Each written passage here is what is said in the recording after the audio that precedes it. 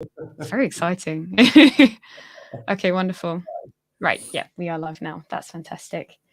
I really do love this platform because it's got all the little tickers along the bottom. Like it just really, I'm just here to talk, and it's all done for me more or less. So yeah, hopefully over the next we won't start instantly. We'll sort of hopefully get a few people that start joining and maybe hopefully leave a comment as well. Because yeah, it was kind of, these are obviously real people that will kind of sort of log in and out, and some might not be able to stay for the whole thing, or some might not turn up right when it goes live. So yeah, we'll just sort of wait a little bit, and hopefully people will sort of start logging in. The one thing is, I can't necessarily see how many people are in here unless they put a little message in the chat there, like Virtual Village will have there. So good morning, everyone. Welcome to the Q&A. So as people do start coming in, I think I'm going to encourage them to sort of leave a little message in the chat, just to say hello. We've got Claire. Hi, Claire. Welcome. Catherine's here. Hi, Catherine. People are going to start coming in. Good morning. So yeah, it's always nice to see who we have and where they're tuning in from. So hopefully we get a couple of people. Got another Claire. It always seems to be lots of Claires. Oh my gosh, another Claire. Bex, hi Bex. Morning everyone. Lisa. Oh, Lisa's coming from the heart of Sherwood Forest. Oh, bless. Lisa's supposed to be driving home from their holidays now, but they've waited around for this. That's such a compliment. I'm honoured. Thank you, Lisa. We have Jan and Margaret. Margaret coming from Hereford. Hi, everyone. So Lisa's gone ahead and said where they're tuning in from. So if you want to leave a comment, if you said hello, let us know where you're coming from. Let us know. Oh, tell us what your favourite bird is. We can get the conversation going. For example, my name's Emily. I'm tuning in from the Listening Book Studios here in London. And my favourite birds... Oh, I really wish I hadn't suggested that now, because now I actually have to narrow it down. I'm going to cheat and say my favorite birds are blackbirds, swifts, and magpies. So you can name more than one. Swifts are about to arrive, so I'm very excited. I'm really looking forward to it.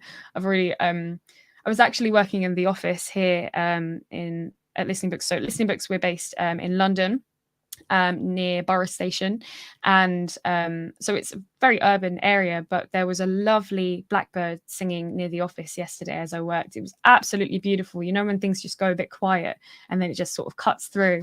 Oh, it's lovely. So Claire's saying, one of the Claires is saying robin, favorite bird, another very good choice. Debbie's saying hi from Luton.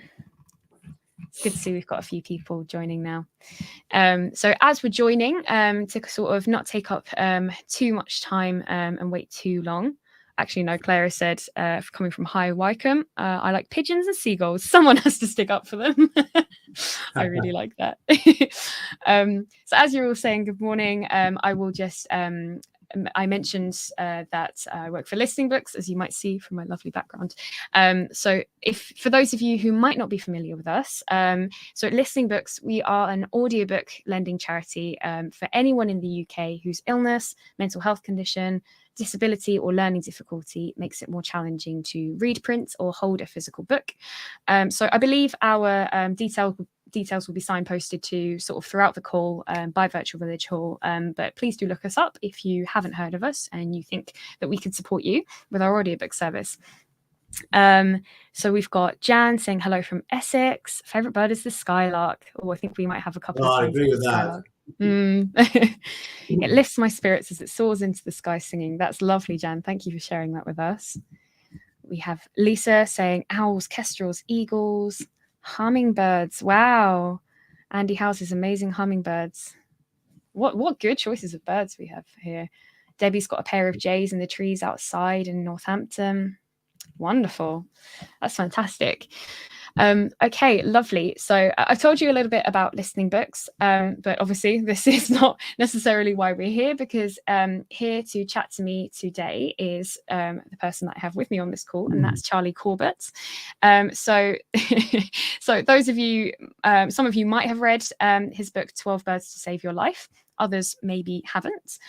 For those who haven't, 12 Birds to Save Your Life is an autobiographical book that Charlie wrote about how British bird life gave him lessons in happiness in a particularly difficult time for him through the illness and loss of his mum. So it's about bird life, but it's also about mental health and grief and well-being and family. And it's a really fantastic book. I was just gushing to Charlie already about how much I personally loved it.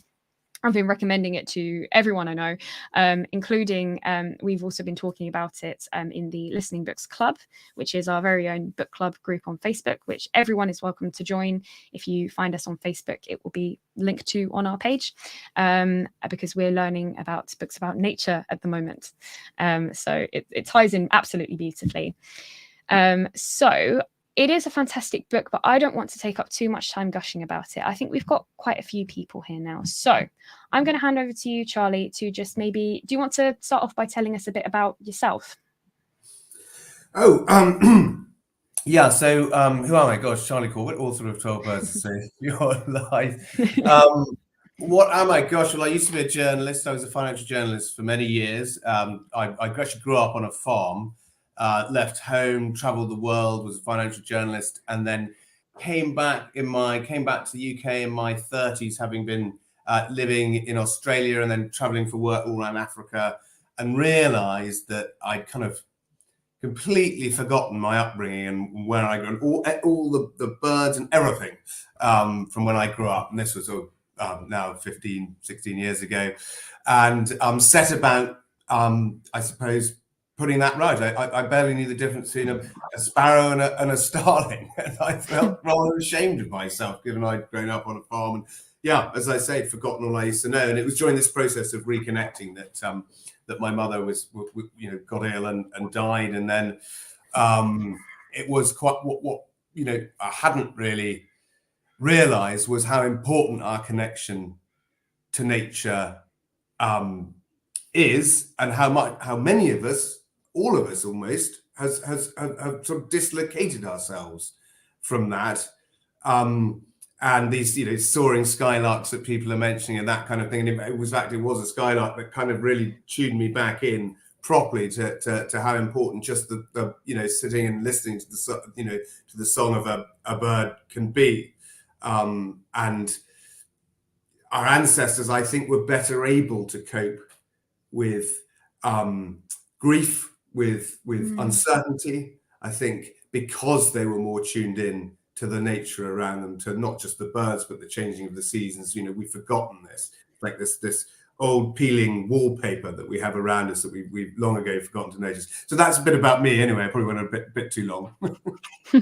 No, not at all. This is what we're here to chat about. So I mentioned your book, 12 Birds to Save Your Life, which I think we'll be coming back to a lot in this session. But for people who maybe haven't read it or listened to it, I listened to the audiobook version, by the way, which is beautifully narrated by Charlie himself and has some wonderful clips of real bird song in there as well. So it's a lovely piece of audio all in all, and I would recommend it. But for people who maybe haven't read it or listened to it, is there anything else that you would want them to know about it before we kind of get started? Anything I didn't mention or that you'd like to kind of reiterate about your book? Not really, no. Well, first, I also forgot to mention how it's a great honour to be being interviewed today and to have so many people log in. No, nothing really. It's about, I suppose, making nature relatable. I think we were discussing before the problem with birds, or when you tell people that you are interested in the birds, or just know the birds in your garden, for example, they immediately put you in the sort of twitcher category. And they sort of back away a little bit and think you're sort of put you in the same bucket as a train spotter or something. I say, no, well, this is madness. This stuff should be innate. Our ancestors knew this, absolutely from the moment they were born. And I don't know why or how it's become put into that sort of specialist hobby bucket, when actually it should be part of our everyday life. And just knowing when the chiff chaff arrives in March is a very special moment, and it reaches the soul when you hear the chiff chaff sing. So it's all, I wanted to make the book, make nature relatable in a human way, but also show the healing power. I suppose that would be my aims. Absolutely. And I think, as someone who has listened to the book, I think that the book does it that fantastically, which is why, likewise, it's a real honor to have you here to chat to us today, because I think the aims have certainly been achieved. I think it's a lovely book. So Lisa's saying you should also speak at the Good Grief Festival, Charlie. Your perspective is very helpful. That could be one for your list. Yeah. So if anyone does have any questions for Charlie, please do start putting them in the chat, and we will try and pick up as much of it as possible and I'll try and put as many questions as I can to him. We might not be able to do all of them, but the way, I was saying to Charlie before we started this call, I'm happy to just talk to him with all my questions for the next half hour or probably forever. But this really, the idea of these sessions is that they are Q&As run by you, that is the audience. So if you have any questions for Charlie about birds or books or mental health or grief or anything, please do pop them in the chat. So we'll be keeping an eye on that as we go. But I'm going to start things off, I think, with a question while people are thinking about what they might like to ask you. I want to know, so if anyone who reads the book knows that you have this love for birds, and you do, I think, know quite a lot about birds. However, I would imagine that there was also a great deal of research that went into writing 12 Birds to Save Your Life. So I was kind of interested to know what that process was like for you. How did you research the book? Was it quite extensive? Well, it's yes and no. The way I suppose by the time I came to write it, it sort of poured out, and it had been in my head for quite some years to write this book, but it was just finding the time. My research was really, the greatest joy was starting out the reconnection process or learning again. But it would have, it was a process of osmosis, I suppose, over a decade or so. So you start, it's a layering effect, when you start and you get to know the bird song in your garden, for example, and then once you've learned a few, you start the robin and the blackbird, you start to realize know what things aren't. So it's not a robin, it's not a blackbird. Well, I'll look that up, I'll find that out. And then just going out on those spring mornings, and every time I heard something or saw something new, and it's all about context. That's the other thing about the book. I wanted to give people context. So if you are in an open field, you're going to see yellowhammers and skylarks and a hare, and that's what you'll see in open farmland. But in your garden, you'll see a robin and blue tits, and and context was so important as part of that for me as well. As I learned more and more about the birds, and then I reached a kind of rather like a chalk stream that your aquifers fill up to a certain point, and then the water starts pouring out. So I reached this point where I say, right, I have to get this down on paper because I want to share it. I want to share the joy that this brings me and the help that it's given me in sort of healing all the different. Yeah, I think that's a fantastic reason, because this is the other thing that I was wondering, and I think you have answered this question now more or less, that you talk about a lot of very personal themes in this book, and sometimes you have to wonder why an author would share very personal things with everyone, or whether they would want to keep it for themselves. But I think the sharing of this knowledge that you've accumulated is so important, and I think it has helped lots of other people as well, which is, do you feel like it was the right thing for you to have done to write this book then? So it's a really good question, because I loved sharing the joy of the bird song and the birds and helping people, because it's written, as I say, in this relatable way, and I'm not nerdy or scientific. I like to, it's really written for the person on the commuter train, who's completely lost touch, as well as everyone else, those who already love birds. But it's the hardest thing was the personal stuff, because as I say in the book, I come from a background where you don't talk about that sort of thing. So it was I used to lock myself in a room and sort of lock the world outside and say, I'm just going to write now, rather than worry about how I would come across, and ultimately, while that was the hardest thing to write about grief, and then digging up a lot of stuff about the past and sharing it. I had a great editor who was slightly holding my hand. She kept saying I was hiding behind metaphors. So, which is a very good comment, which I never forgot. But of course, the proof is in the pudding, and all the all the letters and the feedback and everything else that I've got back from it, how it's helped people has justified it to me. But there were certainly points at which I thought, should I be doing this? You have this guilt about sharing this stuff. It's weird. And that's part of the whole book, I suppose, and the process. Yeah, I think so. I think that's understandable. Sometimes it's a very nuanced thing, and sometimes you can't 100% say for sure I'm dead certain that this is the right thing to do, or I completely think it's wrong, and you sometimes have to go for it a little bit. I'm just looking at the chat. We've got a few lovely questions in and a few more comments. We have Linda saying that they love watching the birds in their garden, including 2 visiting ducks. A pond attracts a lot of birds. That's lovely. That's really nice to hear. Always good for birds. Yeah, it is. That's right. And we have a lovely question from Lisa, who says, my question is simple. What do birds do for you personally, and why do you like them? It's a good one to start with. That's a good one. So the first thing I'd say is, birds aren't going to cure cancer. They're not going to suddenly transform your life. But what they do is that they're a constant reminder in your life of anything from the changing of the seasons to I just mentioned the chiffchaff. Well, the chiffchaff has started singing in my garden now. The chiffchaff, it weighs less than an ounce, and it's flown all the way 4,000 miles across deserts and oceans to be singing in this oak tree in the lane down there. And I find that is a miracle. And it's the same with the swifts or the swallows. And I just think, that is such a mind-blowing miracle that's in our life now. People think, I've got to go to Costa Rica or Africa to see great wildlife, but actually these little miracles happen every day, and they inspire me every day. And that first blackbird in late February that you'll hear, Emily, you were talking about blackbirds earlier on, it's like it's a melting melody that gets into your soul, and that's genetic, and that goes back to, pre-Neolithic times. These birds are sending you messages saying, spring is coming, the season is on the turn, it's going to stop being bloody cold and raining every day quite soon, or the greenfinches chirring, and it's just knowing they're all there. Or when I'm feeling particularly, if I don't get out into the hills, and also this, happens all over, Hyde Park, I used to go and listen to the, song thrushes. So when I lived in London, so it's towns as well as countryside, but getting out, being among them, and realizing that we're actually of this planet rather than just in it and walking about, is such a wonderful realization. And if I don't get out and about, if I spend a few days without doing that, I am a physically and mentally sadder human being, would be the quite a long answer to that. Anyway, I hope I answered why I love the birds.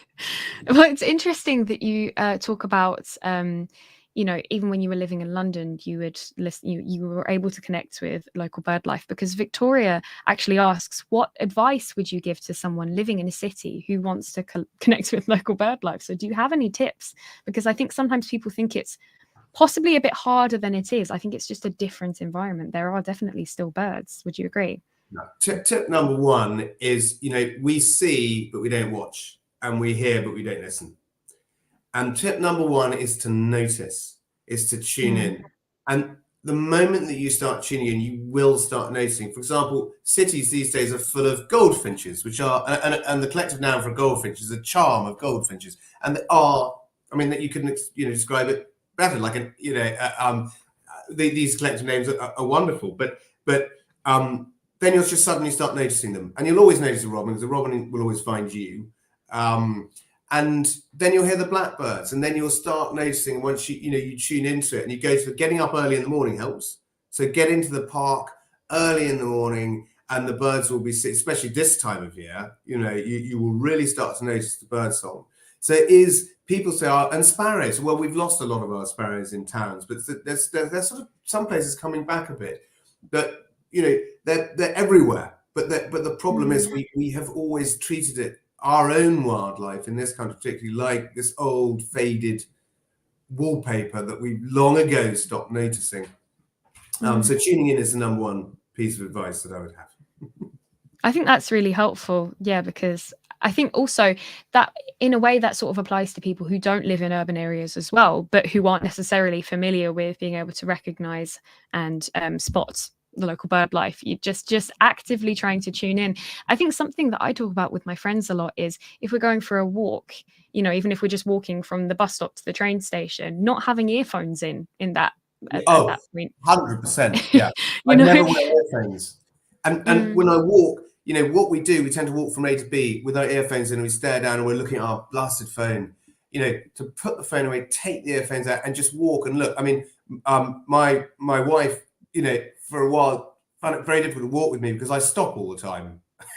You know, I'm always stopping and wandering and going off in another direction and saying, oh, what's that over there? I'm still fascinated. What's amazing about nature is that, well, you know, I grew up on a farm and I've been, you know, dislocated myself and relocated myself in my own environment. I never get bored. There's a new excitement for me. Nature, I've never walked out. I mean, I must have walked down the lane near my house 1,000 times. Every day there's something new for me to see or get excited. It's this time of year, you know, waiting for the reed warblers to arrive in the canal. The chiffchaffs come. You know, hopefully we'll hear a cuckoo soon enough. And it's just everything is changing all the time. And in the winter, you've got all the migratory birds coming from the north. You know, the fieldfares have just left, and the redwings. We had so many this year. Yeah, it's all going on, and we ignore it.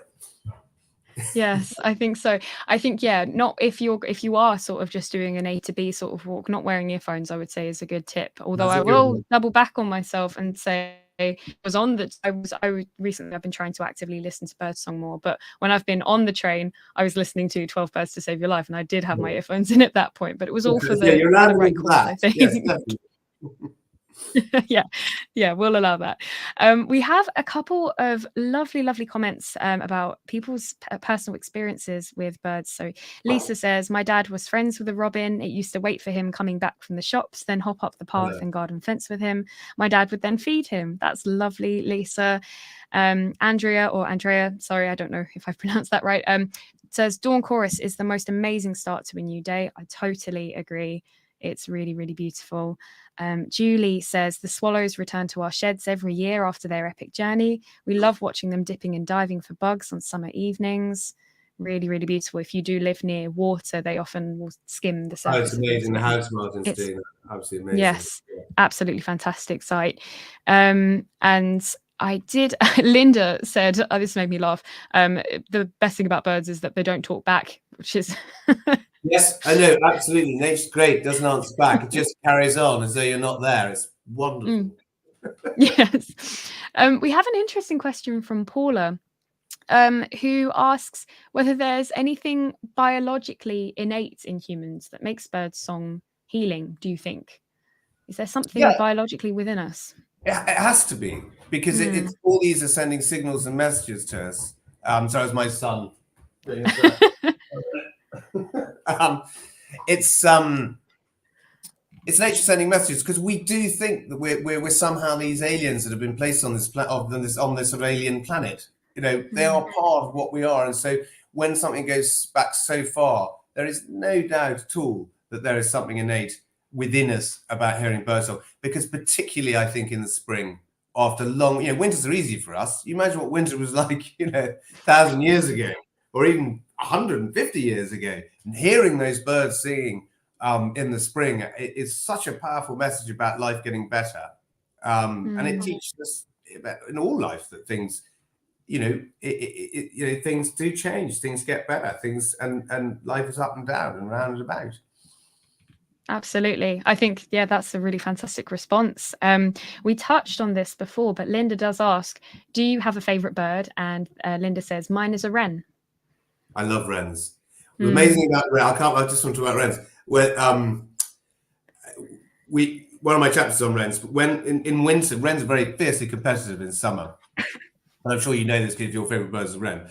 But in winter, they sort of, you know, drop their weapons and come together. But, you know, especially in cold winters, and sometimes you'll get sort of 10, 15 wrens all squeezed together in a tiny spot. And I think the record is that they found something like 69 wrens in a post box in something like that in the 1960s. all in a tiny little space. And and for such a tiny bird to have such a big voice, you know, I always think they're the Dolly Parton of the bird world. You know, this tiny and this enormous voice, you can hear it, you know, in 2 counties. So I do love wrens, and they kind of sing all through the winter as well, which is heartening. My favorite bird is always a difficult one because it changes with the seasons. It changes all the time. But really, I generally come back to song thrushes because they sing in the darkest hour. You know, they start singing in the middle of January, almost, you know, life, you think, is, you know, those dark nights, Christmas is over, you know, you've taken all your presents back, you've run out of money, you know, it's a long month, January. And then you hear those song thrushes, you know, sing, you know, in the darkness at sort of 5 or 6 in the morning, when, you know, instinctively you actually, half of you wants to chuck a brick at it, you know, because you've got to sleep. But actually hearing that beautiful, powerful, thrusting song, you know, repeating its note, you know, just wallowing in that is such a lovely feeling, and it's telling you that spring is coming. And obviously the skylark as well. I mean, I have skylarks. I'm lucky enough we live in a rural area in Wiltshire. I can hear the skylarks from the end of my garden, and so every day I can get my fill. It's like a drug. It's like an injection of neat hope to the soul hearing a skylark sing. I think that's a very good answer. I think any bird would have been a good answer if you have that personal relationship with them, you know. And that's, I think, something that I wanted to ask you. So we did touch earlier on the fact that your book is both informative and very personal. So I think from 12 Birds to Save Your Life, there is this message that comes out about, again and again, about the importance of actually not just being able to identify birds or recognize their bird song, which is great, but it's having that personal relationship with them, feeling like we had someone saying, oh, my dad was friends with a robin, or, you know, we have swallows that come back every single year. There's something very important about that. And why, I was wondering what your take on that is. Why do you think it's so important to have personal relationships with nature? Because I think if you don't, you know, I'll come back to the same point. If you don't, you know, what are we as a species? You know, we are nature. It's not even a question. The premise of the question, I mean, you know, we've almost deliberately taken nature out of our lives, you know, as a species, you know. And this is only in the last 100, 150 years. You know, take farming. You know, my grandfather was born in 1905. Now, he knew where every bird's nest on the farm was. He knew exactly when the swallows arrived. He knew that a woodcock had nested in a wood in 1938. You know, he knew this stuff. He just knew it. And now, as the farmers' generation got older, you know, back then you had, you know, back in the early 1900s, you were attached to the back of a horse plowing, or you were on a very small tractor through most of the tree. So you could avoid the ground nesting birds that you worked on, and you saw the nature. Farmers now, and I said it's half of my family are farmers. You know, you sit in a cab listening to Radio 1, or even some of these combines have televisions in them, and they're all pre-programmed. Wow. You are literally further away from your environment, and we're all like that. We've enclosed ourselves in neat, with our neat gardens and our neat. I know it's good to save energy, but you know, birds like nooks and crannies. Birds love living with us. They want to be with us. Housemoths want to nest in our house. Sparrows want to nest in nooks and crannies, but we've heat sealed our houses so that there's no room for birds, and we've made our lawns so neat. Why do we love? Nature loves a mess, but we love as humans every little bit of grass cut, and so we're you know, denying them nesting and places to nest, things to eat. It's all running out. So it's not just farmers; it's all of us. It's the way we live now has evicted them. But birds, it's amazing how quickly they recover and how quickly they all want to come back and be with us, because they are a part of what our life is. So it's so important to have a relationship, a personal relationship with nature, not from a conservation kind of sort of perspective, but also I think. Absolutely. And I think your book also, another facet of your book is that it's important to have a relationship with nature as well, from a mental health perspective, certainly. You know, you talk about how getting to know certain species of bird and paying attention to them and learning from them has supported you through loneliness and grief and anxiety. And is that something that you really wanted to share particularly with other people by writing this book, that, you know, because I think so many of us now are so anxious, we're so stressed, everyone experiences grief, everybody feels quite lonely. I think with the rise of technology, actually we can become more isolated sometimes, and obviously with the pandemic, lots of people are still shielding. It can be quite lonely to live today. Is that something that you sort of wanted to share, this message that nature can help with that? Yeah, you're never alone in nature. You know, I mean, it's technology, I think, makes us, you know, there's great irony, I think, at the heart of the communications revolution that we're living through, is that the more ways we find to communicate with one another, the worse we become at communicating with one another. With technology, you know, I definitely suffer from anxiety, particularly, you know, around the death of my mother and what happened with us there, because it was like a nuclear explosion in our family. It all happened very quickly, and you know, trying to put the pieces back together, you know, takes time. And the one thing I really learned was my long walks, was realizing that it's not just a lonely walk. You know, if you sit and you watch and nature comes to you, you suddenly realize that you're not the main actor in this great you know, melodrama of life. You're just a bit part in nature's great epic. You know, it's quite reassuring to feel tiny, you know, to lie on a hill staring up at the stars and realize how small and insignificant you are. It's incredibly reassuring. Nature doesn't care about your problems. It's just going to carry on. It's got its own problems. And you know, that just it's the perspective that it gives you, and that you lose if you don't look around you and stop and listen. And yeah, there's definitely, the Buddhists have got a point, haven't they? I mean, you know, it's a meditative act, and I get distracted by it. Well, I can get massively, I've got 2 young children, got all the problems that hit everybody, you know, and never having any time, and trying to juggle work and kids. My wife's the same. And if I get out on that hill, even for 20 minutes, get out on a walk, I am totally distracted. I'm not just walking and thinking, because we've got these brains that rev, you know, they get 5,000 revs per minute, where we're over-evolved. And we're just always thinking, constantly bombarded and besieged by worries and thoughts. If you can reconnect with the wildlife around you, it distracts you totally, just watching it. Once you've tuned in and you see it and you start to learn, and it's amazing how the ear so quickly begins to tell the difference between, you know, the timbre of different bird songs, and when things arrive, it's amazing. Your body changes in a funny sort of way. And I think, I don't believe I'm making this up, I think there is a section in your book where you sort of detail how, you know, you're talking now about how it's a meditative act to sit in nature and just focus on that and be distracted by your own from your own thoughts, but it can take time to actually learn. It's a skill that can be learned, because sometimes I think people think, okay, great, nature's gonna, you know, that's gonna really help, and you sort of sit there and you're like, why isn't it working? I'm so stressed out still. But you have to really train yourself, don't you? And that's something you found as well. You have to train yourself, and you have to work at it, and you have to get interested and get to love it, because you're absolutely right. People say, yeah, oh, go for a walk, and you sit there and it's worse. You know, your brain is just bombarded. They did this experiment where they took 20 people, they said to 10 people, right, go into a room and think about all the good things in your life, you know, why your life's so good. And they said to the other 10 people, go into a room and just think about clouds. So 20 minutes later, they came back, and the room full of people who were told to think about all the good things in their life were depressed. And the people who were told to think about clouds were just happy, fine. Because, of course, the moment you say, you know, think on the positive side, your brain will automatically cancel that out by something negative. So, but if you just think about clouds, you just think about clouds. You know, but it's training your mind to be able to do that. Yeah. But it's even easier with nature, because if you know, I know that I'll go for a walk later, I hope, if I've got some time later today.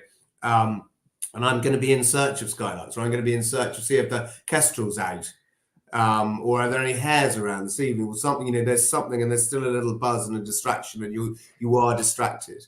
And as I say, it's not going to cure cancer. It's not going to make you, you know, it's not going to totally transform your personality. What it will do is put your life into perspective, and it will help you to cope, and it will bring you back sometimes from some very dark places, like it did with me.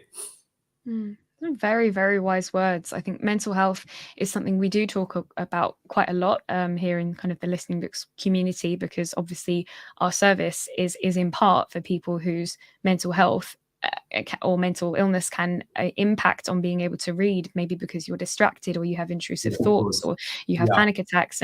And sometimes I have to remind myself as well that audiobooks can be such a lifesaver, but also it's one of the many tools in your tool belt. And sometimes you have to train yourself to actually, in a similar way, you sort of have to train yourself to tune into a book. Sometimes if you're feeling very overwhelmed, you might sort of listen to 2 minutes and go, oh, it's not working, but actually just to give yourself some time and practice. It's time and it's practice, and it's the same. I mean, all these are techniques in music as well, you know.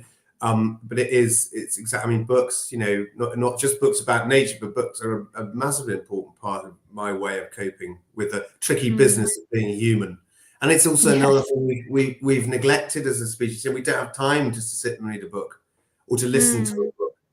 You know, I mean, we're too busy, but then this is how we get too stressed. I mean, we're not, as a species, this is designed for this life, really. I think it's only happened in the last 50 years, and with the new technologies, you said, you know, these phones are constantly summoning us.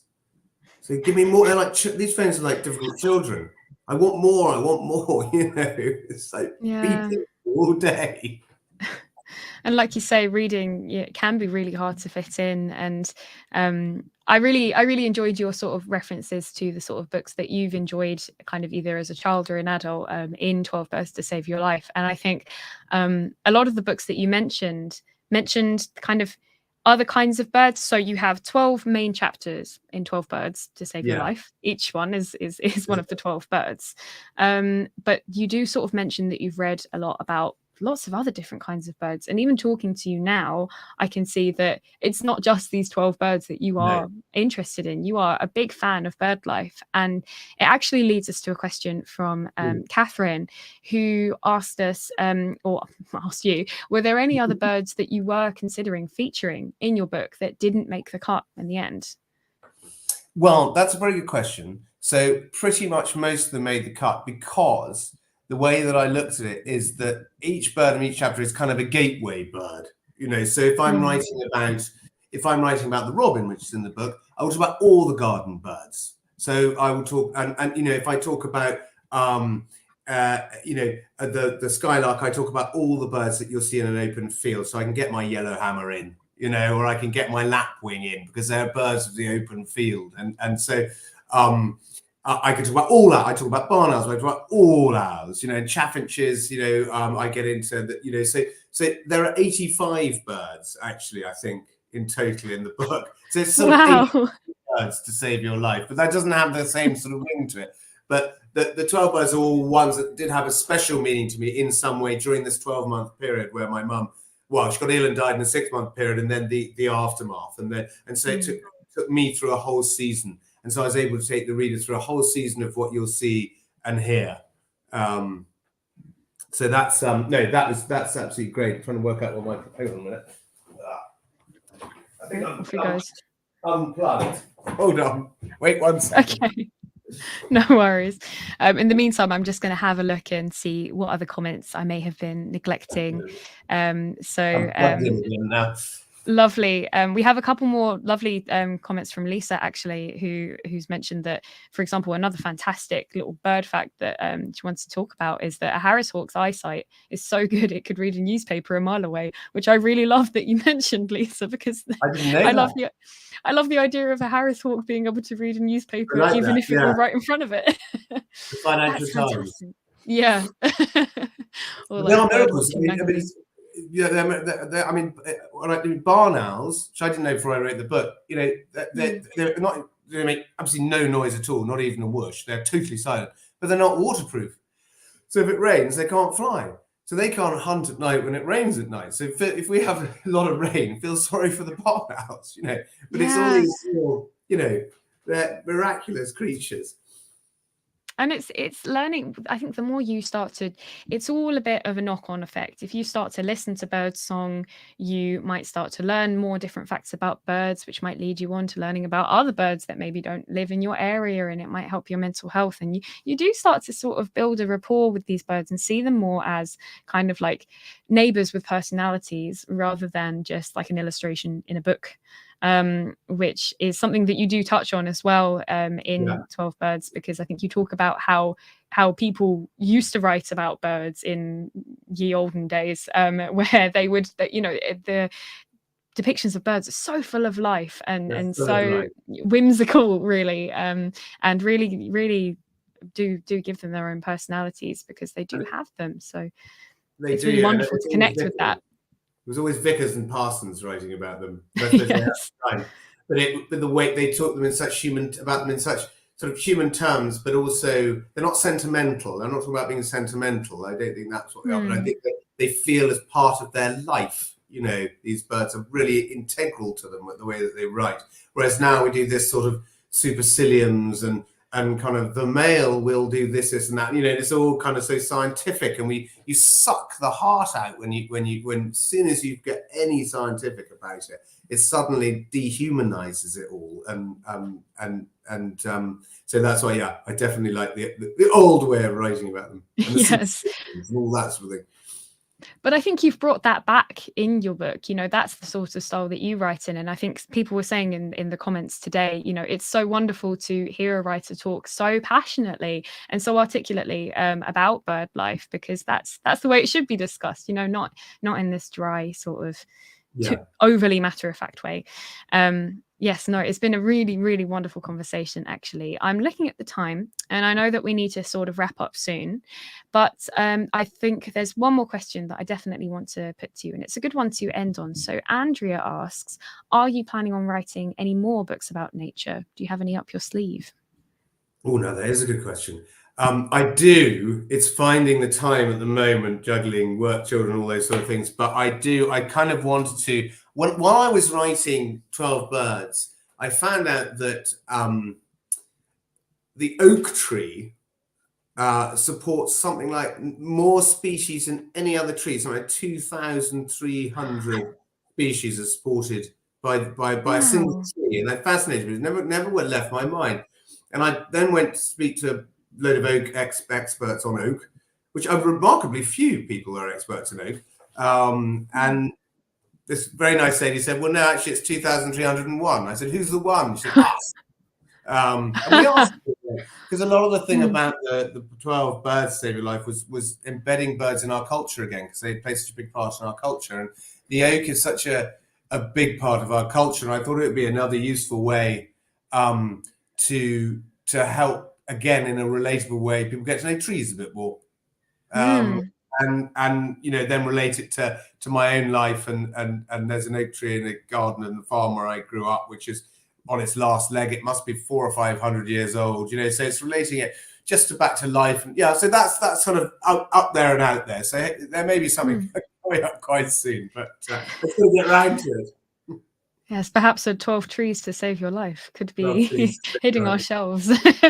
That would be very interesting. Yeah, I think obviously there are so many elements of our kind of local nature that we need to be paying more attention to. So if you can write as passionately about any other kind of nature as you have done about birds, I'd be one to read it myself. It's a fantastic book, and if I haven't recommended it to you enough, I'm looking down the camera now. You listen to it, read it. Thank you.